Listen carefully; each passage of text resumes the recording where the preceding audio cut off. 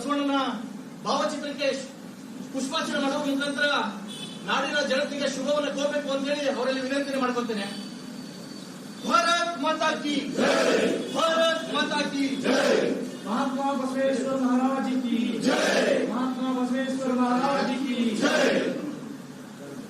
ಸಾಂಸ್ಕೃತಿಕ ನಾಯಕ ಬಸವಣ್ಣ ಅವರಿಗೆ ಜೈ, ಸಾಂಸ್ಕೃತಿಕ ನಾಯಕ ಬಸವಣ್ಣ ಅವರಿಗೆ ಜೈ.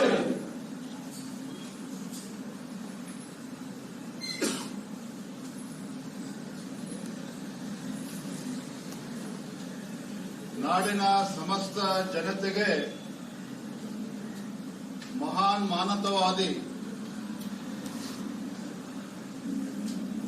ಶ್ರೀ ಜಗಜ್ಯೋತಿ ಬಸವೇಶ್ವರರ ಒಂದು ಜಯಂತಿಯ ಆರ್ಥಿಕ ಶುಭಾಶಯಗಳನ್ನ ಈ ಸಂದರ್ಭದಲ್ಲಿ ಕೋರ್ತಾ ಇದ್ದಾರೆ. ಜಗತ್ತಿನಲ್ಲೇ ಒಂದು ಪ್ರಥಮ ಸಂಸತ್ತನ್ನ ಸ್ಥಾಪನೆ ಮಾಡಿರ್ತಕ್ಕಂಥ ಕೀರ್ತಿ ಜಗಜ್ಯೋತಿ ಬಸವೇಶ್ವರಿಗೆ ಸಲ್ತದೆ.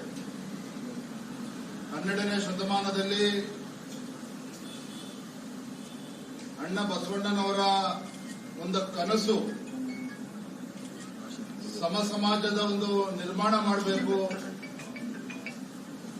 ತುಳಿತಕ್ಕೆ ಒಳಗಾಗಿರ್ತಕ್ಕಂಥ ಸಮುದಾಯಗಳಿಗೆ ಒಂದು ನ್ಯಾಯವನ್ನು ಕೊಡಬೇಕು, ಸ್ತ್ರೀ ಸಮಾನತೆಗೆ ಒಂದು ಭದ್ರ ಬುನಾದಿಯನ್ನು ಹಾಕಿರ್ತಕ್ಕಂಥದ್ದು ಅಣ್ಣ ಬಸವಣ್ಣನವರು 12ನೇ ಶತಮಾನದಲ್ಲಿ.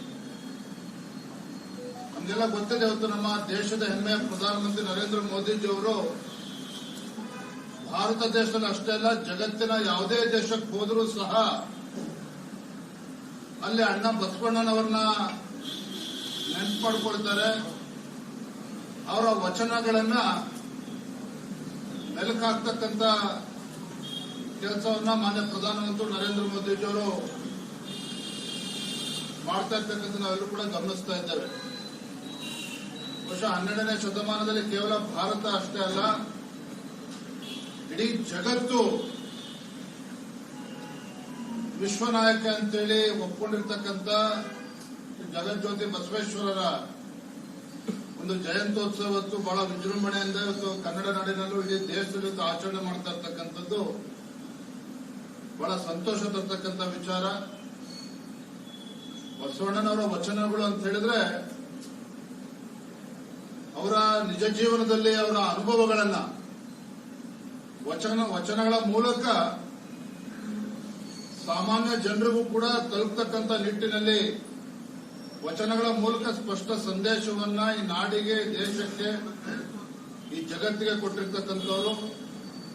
ಸೂರ್ಯಚಂದ್ರ ಎಲ್ಲಿಯವರೆಗೂ ಇರ್ತದೋ ಅಲ್ಲಿಯವರೆಗೂ ಸಹ ಬಸವೇಶ್ವರರ ವಚನಗಳು ನಮ್ಮ ಜೀವನಕ್ಕೆ ಒಂದು ದಾರಿದೀಪವಾಗಿರ್ತದೆ ಅನ್ನುವ ಅಂಶವನ್ನ ಈ ಸಂದರ್ಭದಲ್ಲಿ ನೆನಪು ಮಾಡಿಕೊಡ್ತಾ ಮತ್ತೊಮ್ಮೆ ತಮ್ಮೆಲ್ಲರಿಗೂ ಮತ್ತು ನಾಡಿನ ಜನತೆಗೂ ಕೂಡ ಮತ್ತು ದೇಶದ ಜನತೆಗೆ